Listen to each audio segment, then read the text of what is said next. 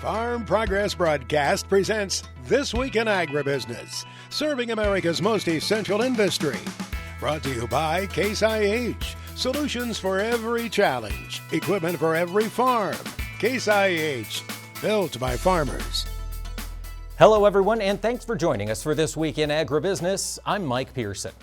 The Farm Bill is in the news again after the Senate Ag Committee released their draft version of their Farm Bill text. Joining us now for an update is Chairman G.T. Thompson, Representative G.T. Thompson, Chairman of the House Ag Committee. Chairman G.T., thanks so much for taking the time to talk with us this week. Hey, Mike, thank you so much. It's a privilege to talk about really what our farmers and ranchers need desperately right now, given everything they've been living with in terms of the economy and natural disasters. And that is disaster relief and, quite frankly, a farm bill such as the one where we passed out of the House committee. Absolutely. We've been looking for one, finally seeing some action on the Senate side, but I understand there are some pretty big discrepancies between the Senate version and the House version. Mr. Chairman, would you tell us what those are? No, there is. There's a lot of the content in terms of how reference prices are treated, how crop insurance is improved. There's some significant difference. Now, there's some things that are kind of spot on, which is great, but there's a pretty big divide on the things that probably our farmers and ranchers in rural America need now more than ever. On top of that, our bill is bipartisan in construct and also in votes out of committee. And the bill that was released over the weekend, I know Senator John Boozman and the House Republicans or Senate Republican Ag Committee members had nothing to do with. They were shocked and surprised by it, and so those are and the timing of it. Ours, I think if this had been released, despite the differences back in June, through the conference process, we probably could be able to come up with a farm bill, but. We're in the waning days of the 118th Congress. It's really hard to think in any normal procedural how we would get this finished. There's certainly no time for regular order and under regular order in conference. Not that farm bills haven't been done very creatively in the past, and I'm open to any way we can to help the families of this country that provide us feed and fuel and fiber. Do you think we'll see a vote in the House on the Farm Bill, Chairman? I would like to see that. It would have to be somehow orchestrated in combination with the disaster relief that we know that needs to be provided. Any disaster bill that we do, agriculture needs to be at the epicenter of that, given the economic losses and the loss of infrastructure and livestock in these communities and areas. That not just hurricanes, but tornadoes and drought and wildfires, floods. Absolutely. Lots to watch on that front as we go forward. Hopefully we'll see some more action in Congress. Thank you for your time, Representative G.T. Thompson, House Ag Committee Chair. Mike, thank you so much. And there's also news out of Iowa. Joining me next is Matt Karstens. He's the CEO of Conduit. And Mr. Karstens, ordinarily when I introduce you, it says the CEO of Landis Cooperative. Walk us through, what is Conduit? Yeah, well, thanks for the opportunity, Mike. And Conduit's really an advanced online program that helps take links out of the supply chain for our farmers. Think of it as the opposite of a full-service ag retail like Landis. This is an opportunity to give that self-reliant farmer that kind of already knows what they want to buy, how they want to buy it, a chance to do it from their living room, from their office, from the tractor, wherever they want, and get the best pricing that they can get. There is an opportunity to speak to humans as well, Mike. There's a number they can call and ask questions, deal with any technology issues they're having. But it's really taking the level to go. The next generation of farmers, some of our current farmers, are really comfortable with how they buy and making sure they can get the best deal possible. And when you come to get the best price, looking ahead to 2025, financing is going to be a crucial component of that. Does Conduit offer anything in the way of financing? Well, it's what the whole platform is on the online side is built on. We're excited about what we say is without a doubt a world-class fintech platform, and it truly is that. Today, a farmer can get on there. They go to conduit.ag. They can be guided to where we start with the finance or fintech platform, and they can, in less than 10 minutes, some have done it as quick as 45 seconds, believe it or not, get up to $1 million of financing for their operation. And we're super proud of that. And then if they buy products, which then they can be guided to our ag commerce site, they buy products off of there at 0% interest through, I think it's January 15th or shortly thereafter of 26. So plenty of time to get next year's crop out and take advantage of the opportunity there for financing and get that cost off their P&Ls. Now, and I understand as well, if farmers haven't yet worked with Conduit, next week, starting on Monday, might be the best time to do it. Matt, can you explain why? Yeah, starting Monday of next week through what I guess the consumers call Cyber Monday. I'm not exactly sure what all that is, Mike, but I guess it's a day where they buy everything online. So that's December 2nd.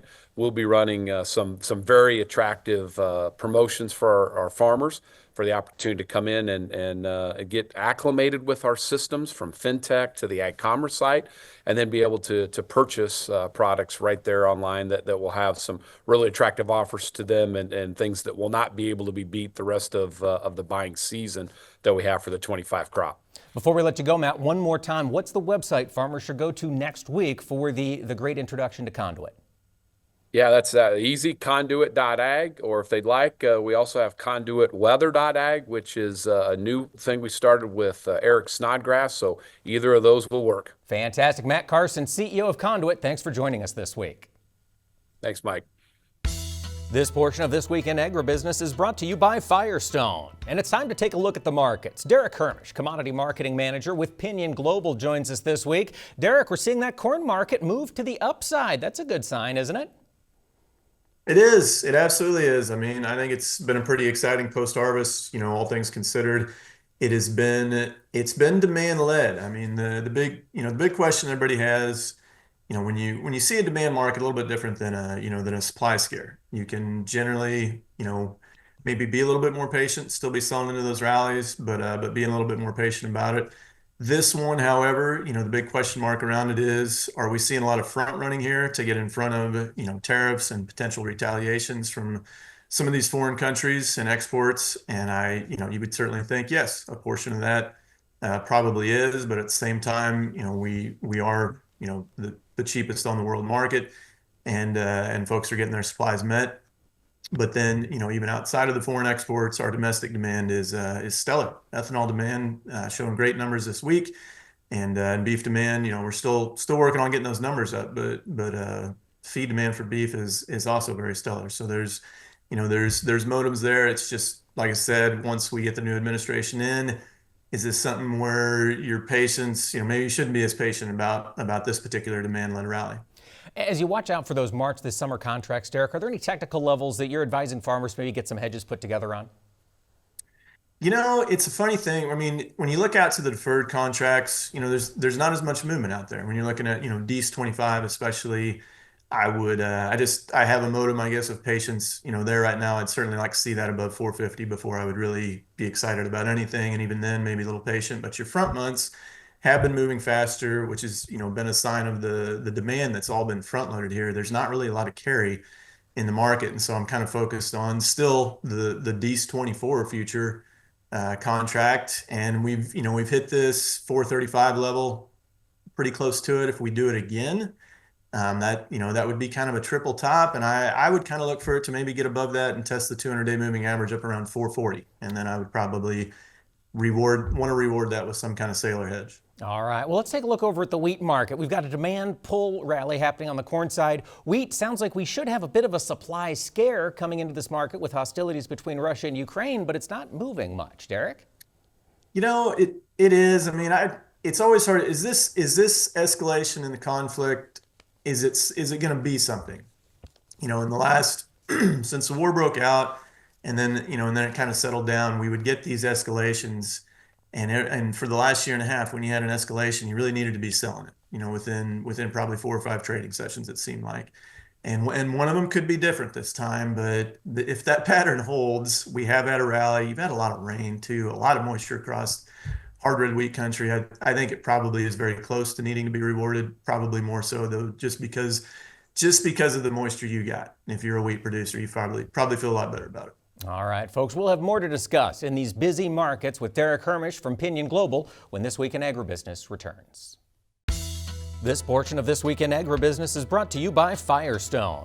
Derek Hermish, Commodity Marketing Manager with Pinion Global, is joining us this week to discuss the markets. And Derek, let's dig into this soybean market. As you take a look at the bean market, what are your expectations here as we get into December?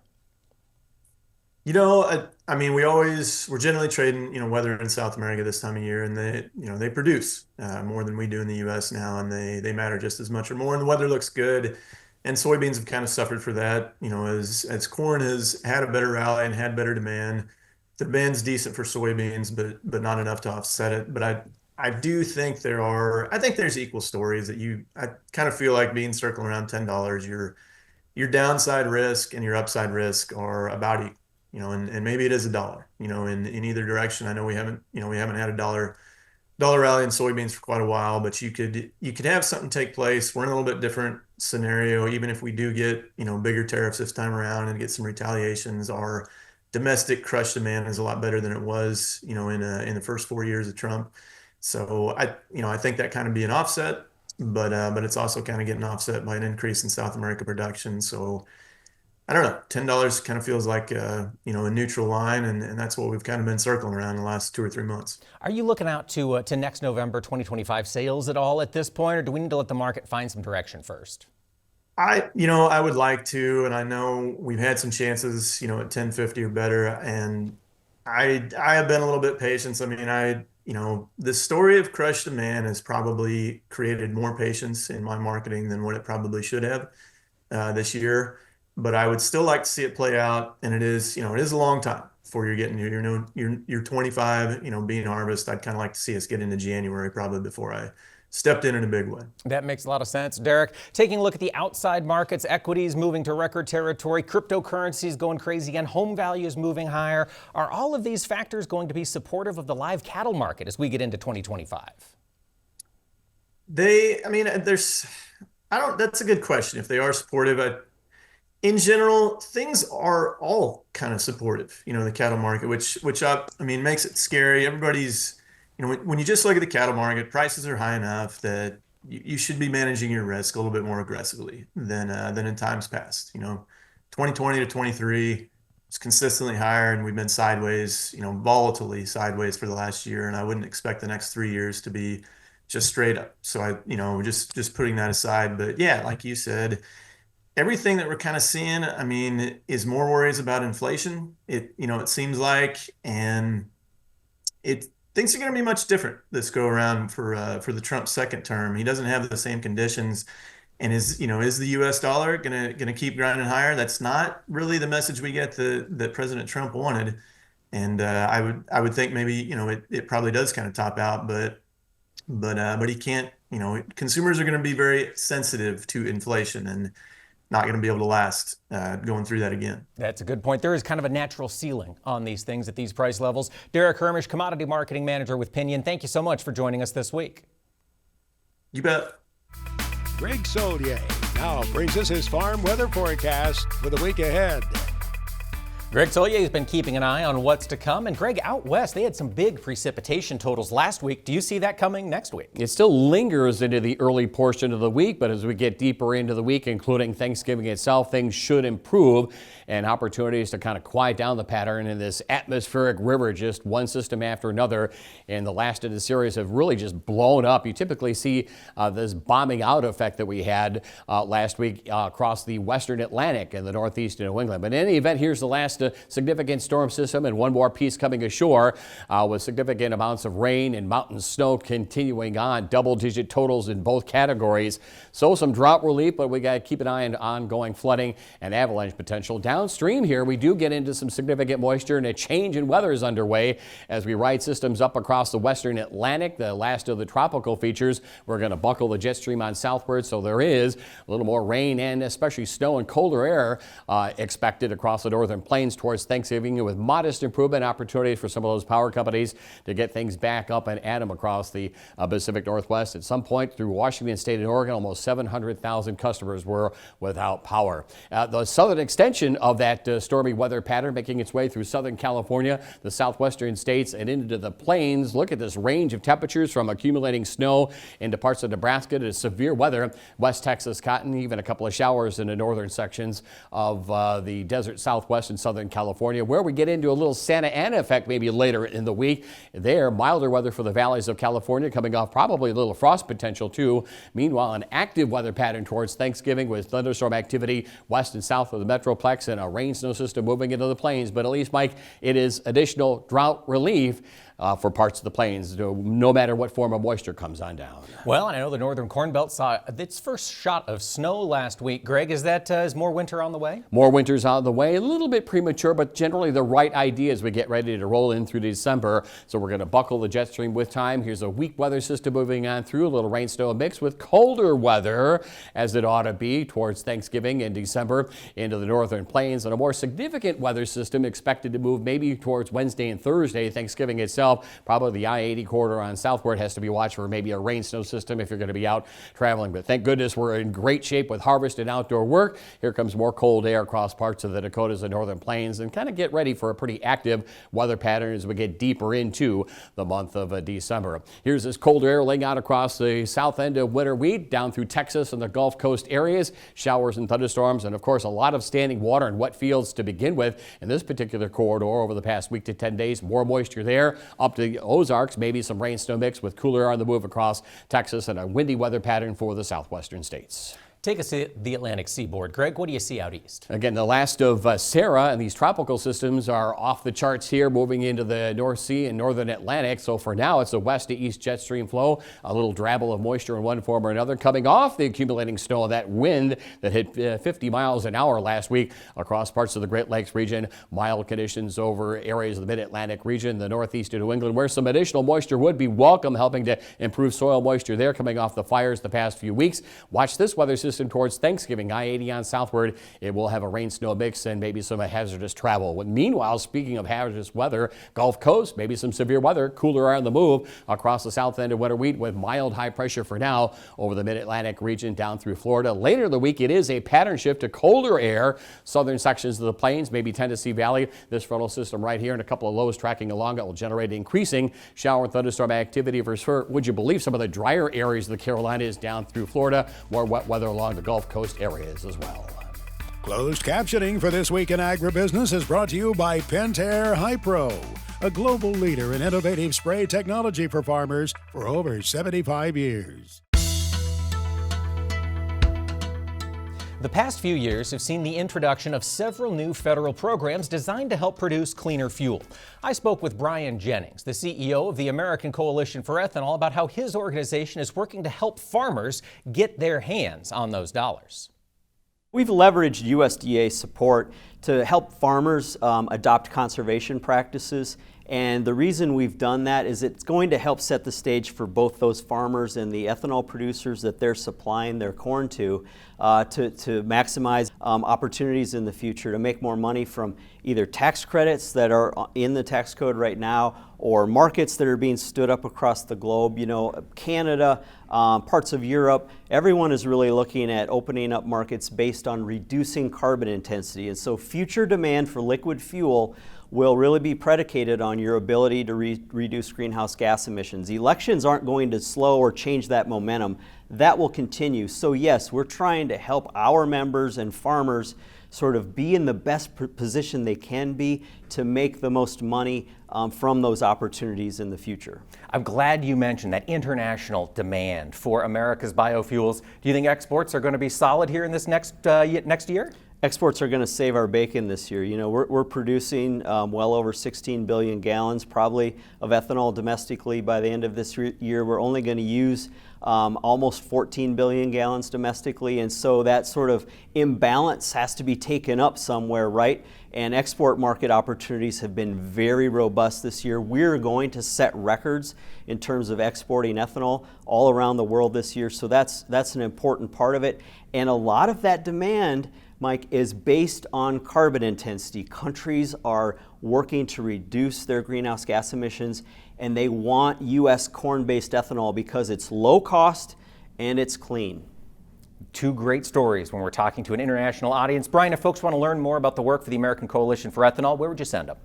They can go to our website, which is easy, ethanol.org. Our thanks to Brian Jennings for that update. But ethanol wasn't the only thing under discussion at the National Association of Farm Broadcasters annual meeting. The broadcasters were also looking ahead to farmers' profitability next year. Galen Beer, the national sales manager for AgroLiquid, was having that conversation. And Galen, thanks for joining us this week. Hey, thanks for having me on, Mike. So you were talking about maximizing farmers' ROI rather than just working to maximize yield. Galen, what does that mean? Yeah, as a grower, it's kind of easy to think about, hey, if I get a certain yield and I get a certain price for my crops, then you kind of know that revenue picture. The thing we're just cautioning growers about is just to remember that revenue is not profit. And in years like this, sometimes you need to do that good math on the expense side. At the top, oftentimes there's a little bit of diminishing returns. I always mention to guys that, if you're using nitrogen, you might get 1 bushel of corn production out of 7 or 8 tenths of a pound of nitrogen. As we approach those higher yields, sometimes that efficiency goes down a bit and you end up getting, maybe 1.2 pounds of nitrogen out there for every bushel of corn production. So that diminishing returns kicks in, and that can really start to erode that profit in a year like this. Absolutely, can eat into that margin quickly. So Galen, for farmers who now have time to sit and do some math over the winter, what do you advise them to start with first in order to make this mental transition? Yeah, I advise them to start with those things, and a hard thing to do as a grower is what are those fixed costs? The things you're not going to be able to control or reduce, equipment payments, land payments or rents, things like that, so that now we can focus on that pool where we have a little bit of control. And we can start looking at those expenses and getting our pencil sharpened up and seeing where the right place is to trim without maybe trimming too much. Now, as I start to trim things in my budget, Galen, I imagine it helps if I've got some more agronomic expertise to understand what I can cut and how deeply. Is that accurate? It is. And, farmers usually keep a good network of folks that they trust. Many of them have consultants, whether they're on their staff or whether they hire them as an independent contractor. But believe it or not, I know it's hard for a farmer to think, I'm going to buy a fertilizer input from someone like AgroLiquid, and I should look to them to advise me where to cut because they're going to say, don't cut. And really, we feel like that's not the case. If you kind of go to that specialist that lives in that world 365, sometimes they can help you get that scalpel out and know exactly, hey, corn has a nutrient bias towards zinc. Let's keep that in there, but let's discard maybe that iron or manganese this year. So while it might be hard intuitively to trust that guy that's also selling you, he also might be that source of expertise that you're looking for. Now, Galen, is the team at AgroLiquid busy this time of year going over some field trial data after harvest? Super busy. In fact, right before we got on this, I was still getting some results in. And, that's great because we can look at those results and it helps us build our historical database to where we can kind of help that grower fine-tune that fertility program in 2025. So it is an important time of year. Also getting a lot of soil tests in and guys having us review those for next year. Absolutely. Galen, so if we've got viewers who want to get in touch with AgroLiquid to start thinking through their operation differently next year, where would you send them for more information? Yeah, everything is at agroliquid.com. There's a lot of contact info there that they could reach someone locally. And all the research data and historical data we're talking about, it's on there as well. Fantastic. Galen Beer, National Sales Manager with AgroLiquid. Thanks for joining us this week.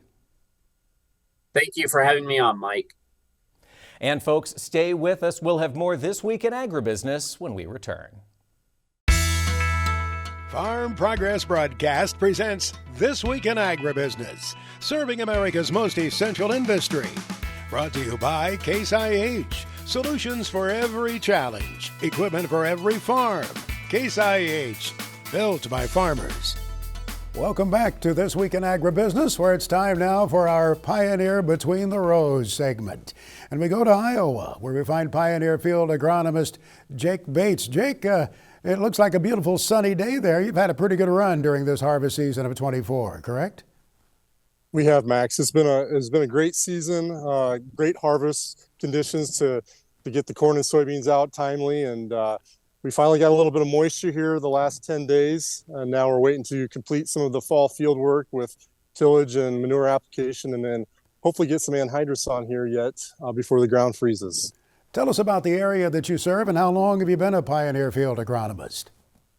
Yeah, so I live just north of Ames on I-35, and my territory that I serve goes east of there over to Grundy County, and then kind of that west edge of Cedar Falls and back up towards Mason City, and then my western edge would be I-35. So a lot of good farm ground in there. I've been working for Pioneer for almost 12 years now.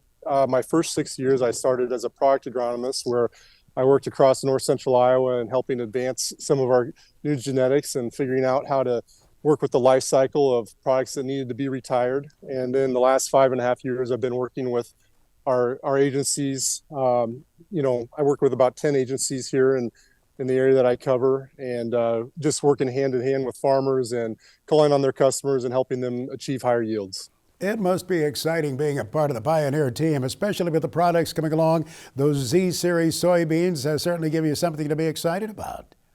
It is, it's fun to see the transition even back in the 10 plus years that I've been with the company and where we've come from and where we're starting to get into with these Z-Series. And I know our agencies are really excited about what their customers experience at harvest this fall, and we're hoping that more customers get to experience Z-Series here in 2025. In the harvest this fall, did those early planted soybeans really show their stuff? I mean, did it really make a difference there?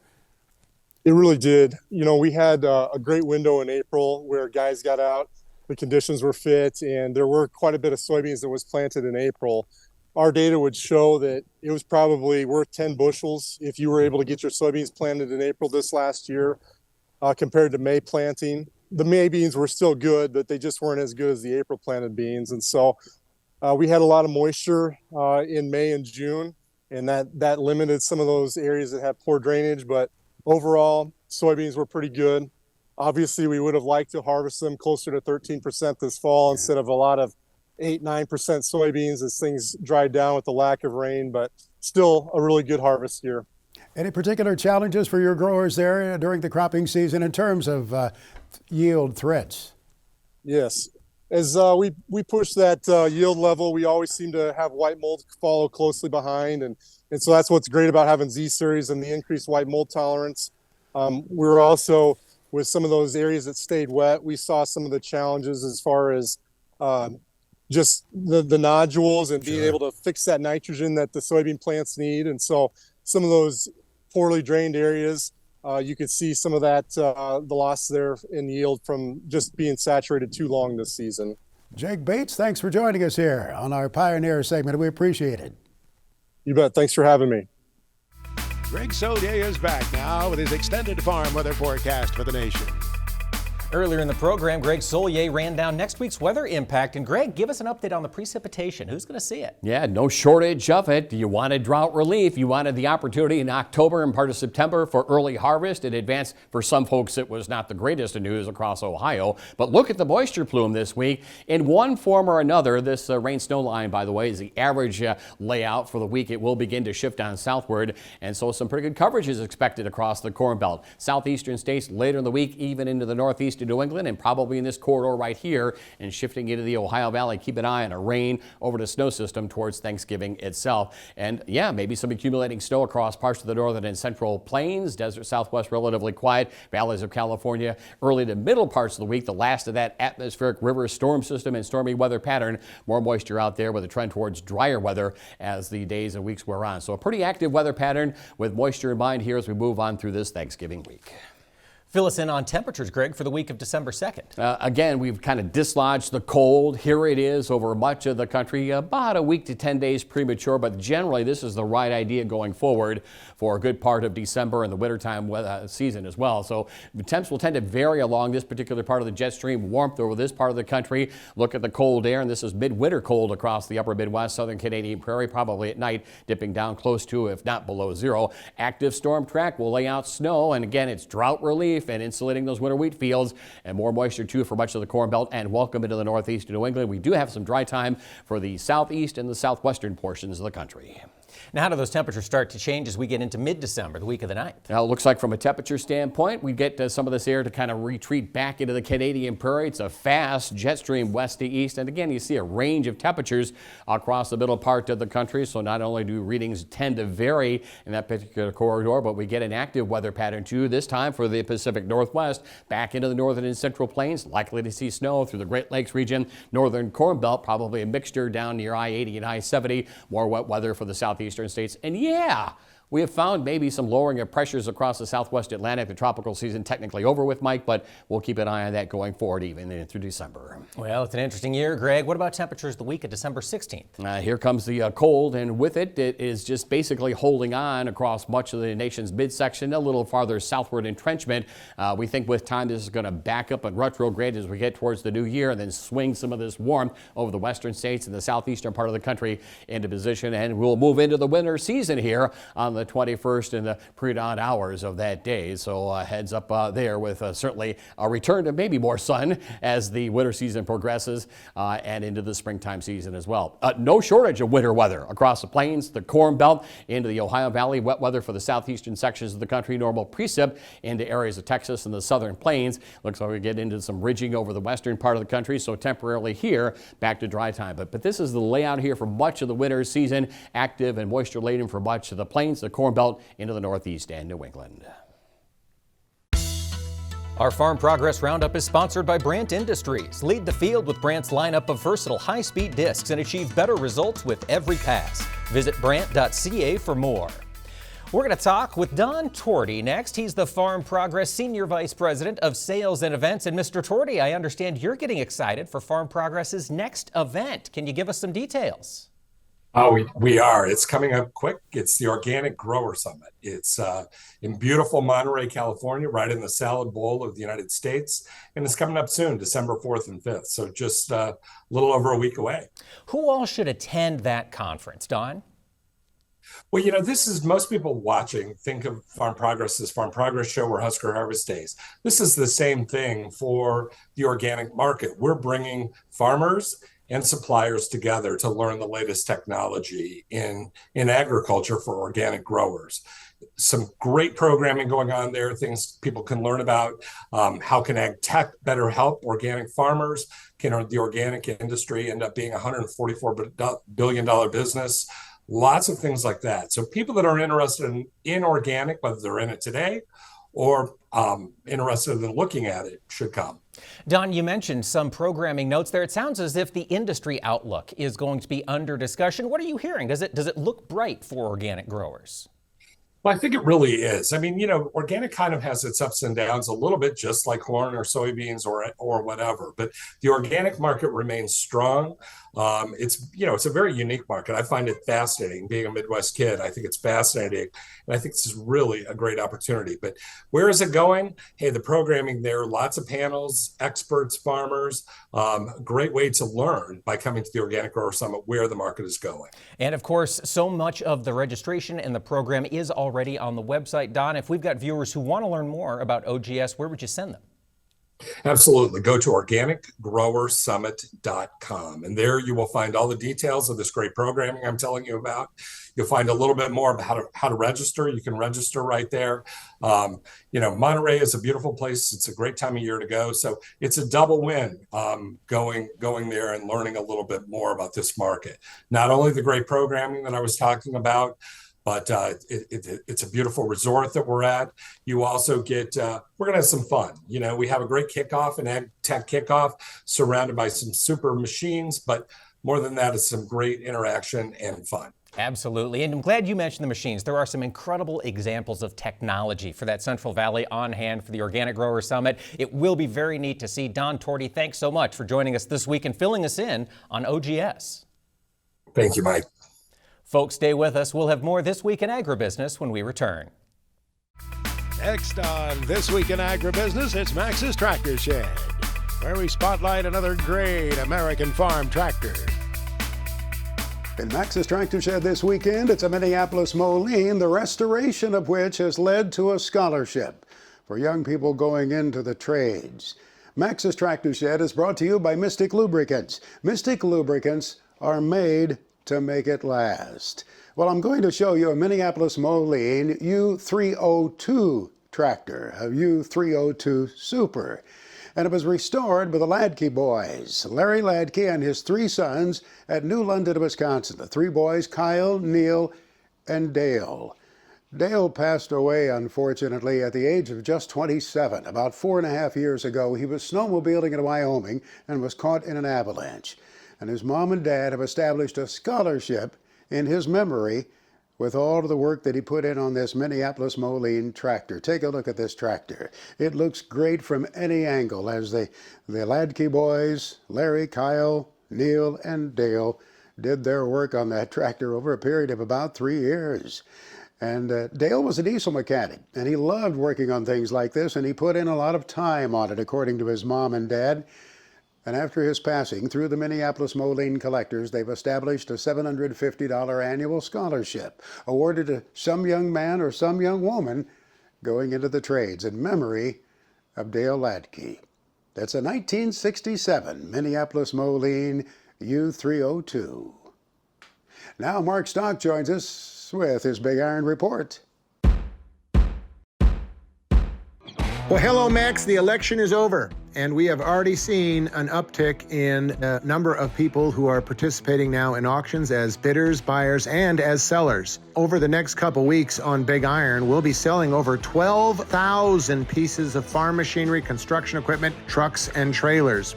And reps are now listing equipment for our massive year-end online auctions. December has always been a very popular time of year for people to sell machinery and for farmers and buyers to update their fleets.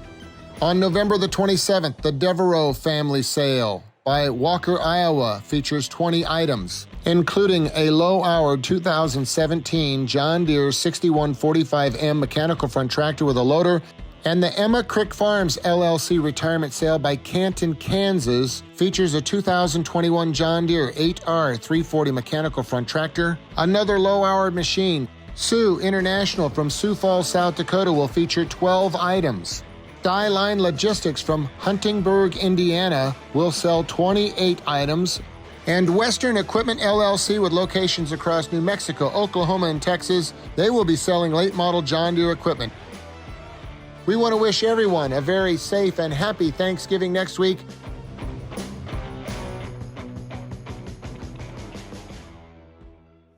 Our FFA Chapter Tribute is brought to you by Pioneer, developing new generations of seed innovations for new generations of farmers. Pioneer, what's next happens here. This week, we're getting to know Skylar Baird. She's serving as the Middle Tennessee Vice President for the Tennessee State FFA. And Skylar, thanks for taking the time to talk with us. Yeah, I'm happy to be here. Now, I know agriculture in Tennessee is very diverse. Can you tell us your experience in the ag industry? So I would have to say I'm a horse girl as all gets out. My family and I, we've always had horses, and I have been an active rodeo competitor for several years. But really, the agriculture industry is so diverse within Wilson County, where I'm from. So we have a #1 in goat livestock production within our county, and we also have a lot of fruit sales, nuts, and hay as well. But me personally, I've always had horses, and just learning those skills from them with, raising those livestock and getting to have that hard work and that responsibility has always been something that I've been a part of. But I really have to thank my agriculture education classes for sure, as not quite being a part of agricultural production as much, but being in that classroom and learning all about agriculture, the industry, and the importance of it, I really have to owe it especially to that agriculture education. So that is what fired you up to get into FFA. Now, of course, you've been serving in leadership for several years. What have been some of the highlights this year in your year of service? So this year I was elected in March, and we have done so much, really, this team, that I'm on a team of 8 people. And so far we've done FFA camp in June and July, where we've seen over 1,000 members who have taken part in leadership, courses, workshops, and just gaining those skills from learning about the agriculture industry and gaining those skills. And then also we had National Convention a few weeks ago where the FFA members from all across the nation came together, and we were able to not only compete on the national level, but really connect with industry partners and professionals. So this year has been a lot of networking, but also just engaging with the members that we have within Tennessee FFA. Lots to see and learn. Skylar Baird, thanks for taking the time to talk with us this week. Yeah, thank you so much. Colby Ag Tech is brought to you by PTX, a new brand from AGCO that includes precision ag technologies from Precision Planting and PTX Trimble. Ordinarily, you pull a soil sample and send it to a lab. New technology lets that lab come to your field. Chad Colby has the update. Did you attend Precision Planting's winter conference last year? If you did, you heard them talk about their ability to do soil sampling, and I wanted to get an update on that. So I traveled down to Tremont, and I'm kind of excited to see how things are coming in that because it's been kind of quiet since winter conference last year. So we were really excited to finally get that out in front of the crowd at winter conference this past year. So what it is, it's Radical Agronomics is a suite of products that we've announced a couple years ago, but like you talked about, just really got in depth about it at winter conference just this past year. And it's a few different things that are a part of that. Number one is really the foundational piece of it is an automated soil lab. So that is, you can just load your soil samples on and then press the start button, walk away, and that lab is going to start churning away and analyzing those soil samples. We also have a device that goes out into the field and helps you package and label those soil samples for you, and ultimately helping guys speed up time, making that process more easy, making it more foolproof, things like that. So those two things packaged together, along with our software that connects the two, is really what makes up the Radical Agronomics suite of products. So you got another season under your belt. It's fall now, so you've been pulling samples now.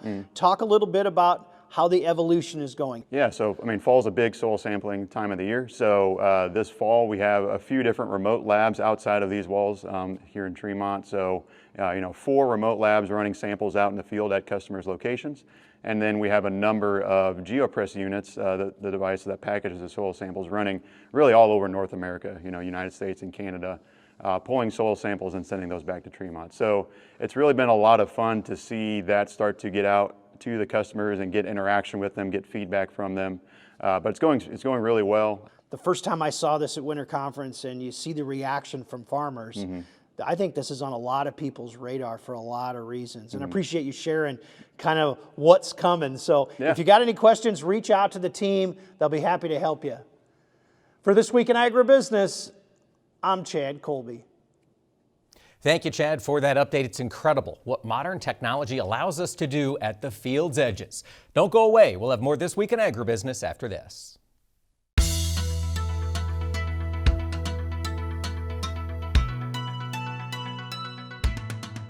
At the National Association of Farm Broadcasting annual convention last week in Kansas City, several companies were on hand discussing what they bring to the world of agriculture. Our own Leni Beetsma had the chance to catch up with Gunnar Bodvassen of Earth Optics to discuss what that company is bringing to soil mapping. Earth Optics is a soil sampling and soil mapping company. So we're out in the field taking true soil samples, but we also leverage a proximal sensor suite, which we've termed our ground owl sensor suite. What this measures is essentially variability throughout your field, and this allows us to dramatically reduce the total number of samples required to drive down costs while still producing high resolution data for growers. So for farmers, we're talking about digital decommoditization. And what does that mean for farmers, Earth Optics? Tell us that relationship. Yeah, that's a great question. I mean, decommoditization is really about helping farmers sell their crops for a premium compared to just the generic market prices. The way we can do this is by leveraging data tied to soil health and crop production. And essentially, if a grower can prove the positive outcome associated with their crop production, they can turn it around and sell their crop for a premium, which helps increase income or revenue on a per acre or per bushel basis. So what actual product does Earth Optics make that a farmer would have in their operation? Yeah, 360 Pro is our flagship product, and this covers the full suite of soil parameters that you'd be interested in, whether chemical, physical, or biological. How often should a farmer consider measuring their soil and testing that? What do you guys recommend? Yeah, that's a really good question. It can get kind of complicated. Depends on the crop rotation that you're doing, the crops you're growing. Typically, we'll see growers testing every 1 to 3 years, and that seems to be pretty successful for them. And then spaced out in acreage, how often, how close together for a soil sample? Yeah, I mean, thanks to the Ground L sensor suite or the proximal sensors that we're leveraging, we can dramatically reduce the number of samples required throughout a field. So it might, instead of being a sample every 2.5 acres, it might be one every 5 or 10 acres, which really helps drive down costs. But the maps that we produce are actually at about a 10 by 10 meter resolution, and that's all thanks to our Ground L sensor suite.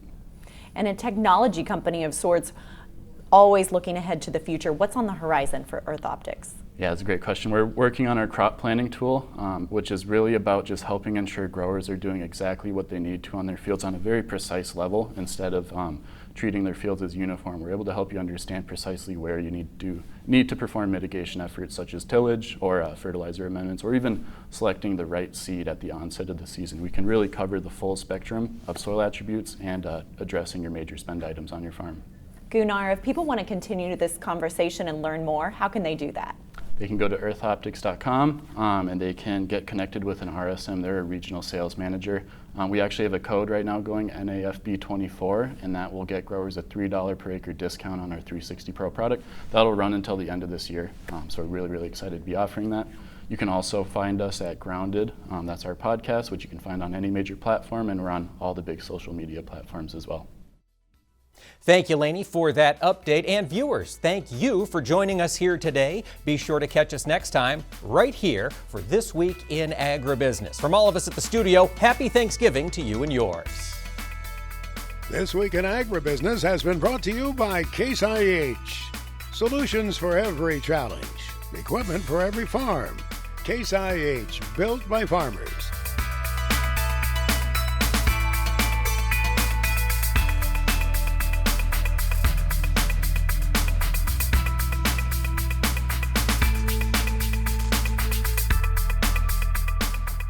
This Week in Agribusiness is produced by 22 Creative Group and has been a presentation of Farm Progress Broadcast. We invite you to visit us online at agbizweek.com.